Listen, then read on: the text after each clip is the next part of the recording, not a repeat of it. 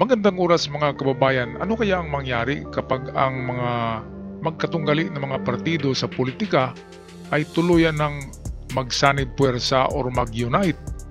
Well, ito na yata ang daan patungo sa tunay na pag-angat at pagunlad ng Pilipinas. Narito ang video na ating bigyan reaction, ating panoorin. Paano kung ang dating magkahiwalay ay nagiging magkasama na?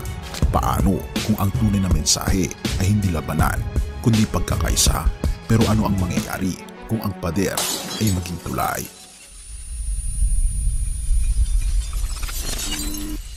Sa panahon ng social media, napansin mo ba kung sino ang pinakamalakas magingay? Tama, ang DDS. Kung ano ang kanilang ipinaglalaban ay tila personal na galit, at hindi lamang galit, talagang galit na galit, at hindi para sa bayan. Ngunit habang sila'y abala sa pagbuo ng mga pader ng pagkakahati, may bagong kilusan na umuusbong, ang Unipink. Ang Unipink ay hindi isang pangarap o haka-haka lang.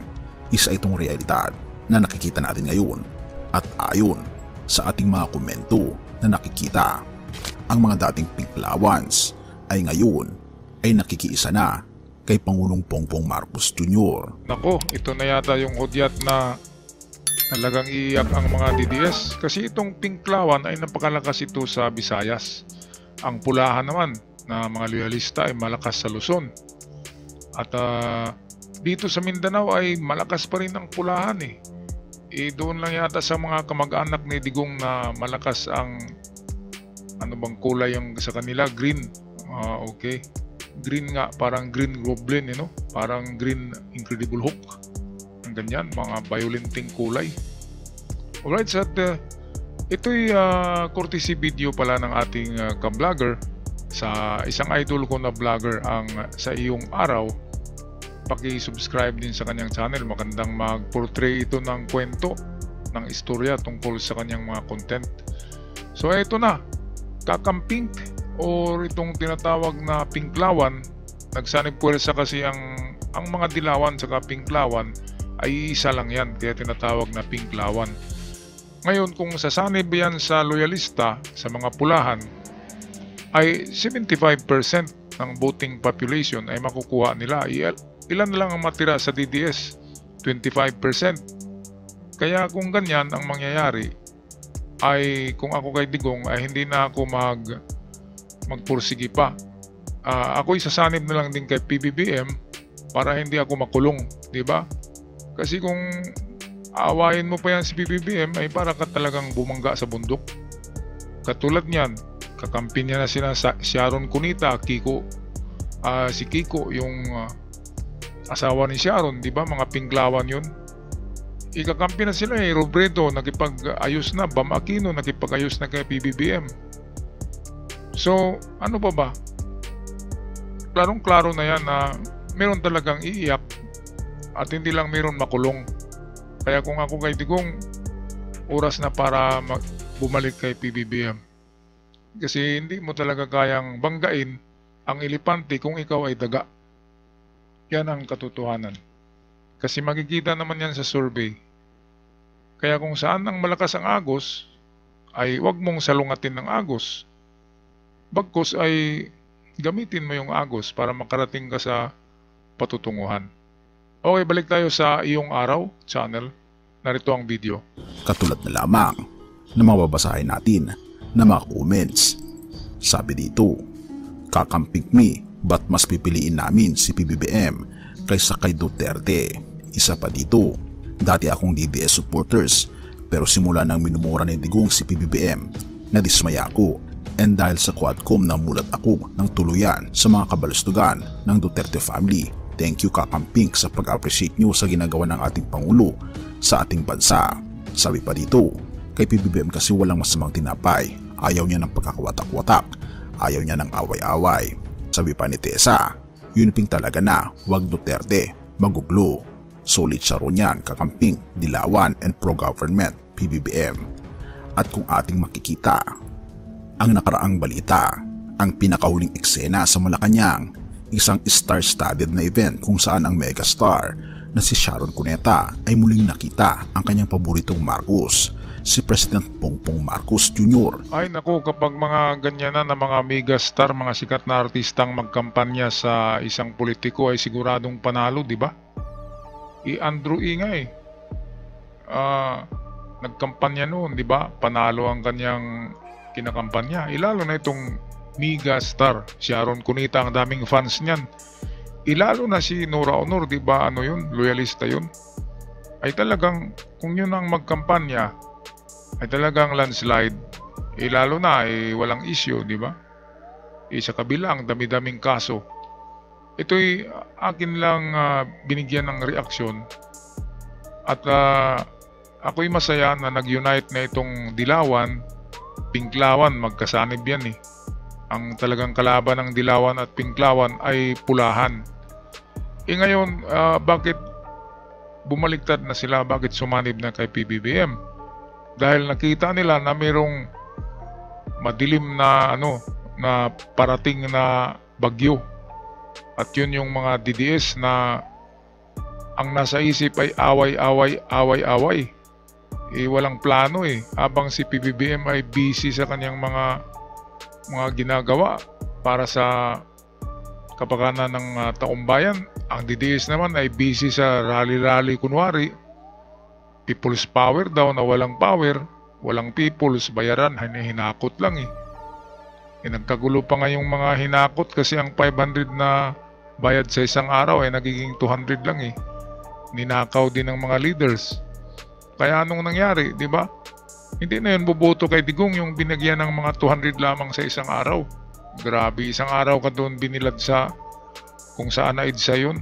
Tapos bigyan ka lang ng 200 imbis na 500. Kaya yun pa lang, yung mga taong yun, hindi na yung buboto kay Digong, baliktad na yun. Ganoon naman talaga kahit sa sabong, pupusta ka ba sa manok na hindi manalo? Di ba? Sa politika kung saan yung malakas, doon ka. Kasi kung doon ka sa talunan, anong mangyari sa'yo? Talo ka rin. Kung hinintay lang nila na mag-expire na yung term ni PBBM, ay automatic manalo si Sara. Kahit ako, buboto ako kay Sara, kung hindi lang pinalabas yung mga ugali nila na ugaling hudlom, yung grabe magmura, tapos palaging lumalabas sa bibig, patayin, assassinate. Ganyan na mga salita ay gagawin sa presidente, lalo na sa ordinaryong tao, ay gagawin sa inyo yan. Kaya iboboto nyo pa ba? Diba? Nakita nyo ng mga ugali niyan. Lalo na kapag mga upo na yan pagka-presidente, ay sobrang mag-abusado na yan. Dapat ay kwalipikado, intelektual na presidente, mabait at presentable. At magaling magsalita, mayroong karisma, katulad ni PBBM. Kaya ito, magandang balita itong tinatawag nila na Unipink team. Ito na yung BBM mixed with Pinklawan. Okay, balik tayo sa video ni courtesy sa atin ng Sa Inyong Araw. Hindi ba't nakakagulat ito? Sharon Cunita na tinugiraang kakamping noong nakaraang halalan ay muling nagkaisa sa mga Marcos. At hindi lang si Sharon, kamakailan isang litrato ang kumalat sa social media, ang dating Vice President na si Leni Robredo kasama si Bam Aquino na nagkita at nagkamayan pa kay Pangulong Marcos. Ang mga makakakita sa larawang iyon ay mag-iisip, hindi ba't sila ang simbolo ng oposisyon noong nakarang halalan? Ngunit bakit tila ang dating hidwaan ay nagiging pagkakaunawaan na? At hindi lamang iyan, pati si Kiko Pangilinan kasama ni Sharon Cuneta na talaga namang tinaguriang kakamping ay masayang nakipag-photo at nakipag-usap kay First Lady Lisa Araneta Marcos at kay Pangulong Bongbong Marcos Jr. Matagal na palang may koneksyon ang mga Cuneta sa mga Marcos. Si Imelda Marcos ang principal sponsor sa kasal ni Sharon. O mga kaibigan, ninang ni Sharon, si Imelda Marcos. Sa Hawaii sa Ilocos sa Malacanang, lumipas man ang panahon, nananatili ang pagkakaibigang ito. Pero bakit hindi ito alam ng marami? Dahil sa politika, mas pinapansin ang hidwaan kaysa pagkakaisa. Ang DDS at ang kanilang estilo ng pamumuno, lalo na sa ilalim ni Vice President Sara Duterte ay nagdudulot ng hidwaan kung paano nila itinutulak ang mga pader ng kami laban sa kanila, ay ito ay isang estratehiya para sa paghahari. Ang kanilang pagiging personal sa laban ay walang iniwang puwang para sa tunay na diwa ng pagiging Pilipino. Tama. Ngunit habang abala sila sa pagkakampi-kampi, mas marami ang nakakakita na ang pagbubuklod ng kulay pink at pula ang tunay na sagot. Ang tunay na Pilipino ay hindi bumubuo ng pader, sa halip tayo ay nagtatayo ng tulay. Kahit sa gitna ng halalan, kung saan tila magkakaiba ang ating mga kandidato, mayroon pa rin mga ugnayang hindi kayang sirain ng politika. Samantalang ang DDS ay nanatiling nakikipaglaban sa multo ng kanilang nakaraan, ang mga Pilipino ay nagsisimula ng maghilom. Kaya nga, ikaw ay isang Pilipino, ano ang pipiliin mo? Magpapatali ba tayo sa hidwahan hatid ng DDS o yayakapin ang bagong kilusang ito ng pagkakaisa? Ito na talaga yung sinyalis ng pagkakaisa ng politika sa Pilipinas, at sinyalis na rin ito sa patungo sa pag-angat ng Pilipinas at pag-unlad, dahil sa meron ng understanding, meron ng pagkasunduan nitong malalakas na mga partido. Diba ako sa DDS sana hindi sana makasuhan si BP Sara kung hindi nila pinagmura si PBBM Yung tatay niya mura ng mura Kung hindi nila yung ginawa, ay hindi sana sila pag-initan ng Quadcom, di ba? Dapat kopyahin yung style ni PBBM na tahimik lang. At dahil sa tahimik lang ay hindi mo mababasa ang kilos ni PBBM. Kaya itong malaking pagkakamali ng mga DDS ni Digong mura ng mura. Nandun pa yung bakla na si Harimaw Rookie, gumagawa ng video ng pulburon. Mabuti hindi siya kinasuhan Mabait talaga si PBBM. Mantakin mo gumawa ng video tapos pinapalabas pa doon sa Amerika, sa kanilang mga followers doon. Tapos pinagpistahan nila yung video na pulburon, kasama lang pala nila yun na kamukha ni PBBM. Yun pala ang sinasabi palagi ni yung Maharlika, yung naka-eyeglass na babae na vlogger, na ipalabas nila yung pasabog na pulburon, tapos ang tagal-tagal pinalabas kasi naghahanap pa sila ng look-alike ni PBBM. Ngayon nang makakita sila ng parang look-alike lang, 50% look-alike, yung tayo nga ay malaki, halatang halata, yun, gumawa na sila ng video na singhot na singhot. Ngayon, sino yung sumisinghot? Sila pala yung sumisinghot kasi tauhan nila yun sila yung may mga droga kasi sinisinghot nila ngayon, nahalata na, nalaman na ng mundo, ng buong Pilipinas, na piki yung video, so ibig sabihin gawa-gawa lang. At sino ba ngayon ang liar, di ba? Sino bang hindi nagsasalita ng totoo? Di sila Harimaw, ang mga DDS. Wala namang masamang ginagawa yang si PBBM. Kumikilos lang naman yan na para sa mapabilis niya ang kanyang mga programa. Banat ng banat tong kabila kasi malaking kasalanan ang nagawa nila sa Pilipinas. Isipin nyo, bininta ang WPS sa mga inchik. Meron silang agreement na gawing probinsya ng China. Hindi lang yan, kasalanan nila sa Pugo, pinapasok nila yung mga illegal na Chinese na mga drug lord. Pangatlo, ay sangkot sila sa droga. Pang-apat, ay yung extrajudicial killing. Lahat ng yan, mapagtakpan nila yan ng mga DDS, nila Digong.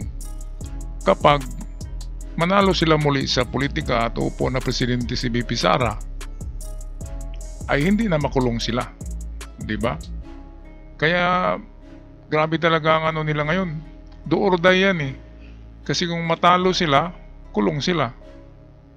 Siguradong talo Kaya kung ako ay na ako barter diyan kay PBBM at magmakaawa na ako para hindi na siya ibibigay pa sa ICC or bawasan yung kanyang sentensya or hindi siya ipakulong. Di ba ganun lang naman yun? Sa politika, usap-usap lang yun Sabot-sabot. Ganyan lang yan. Tatay Digong. Ibaba mo na yung ego mo at hands up ka na muna, di ba?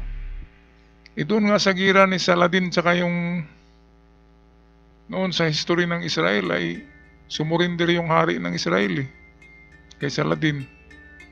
Sabi ng hari ng Israel na the cowboy will live another day. Sabi niya, convert muna tayo ngayon, Muslim. And then, kung may oras, ay babalik tayo pagka-Kristiyano.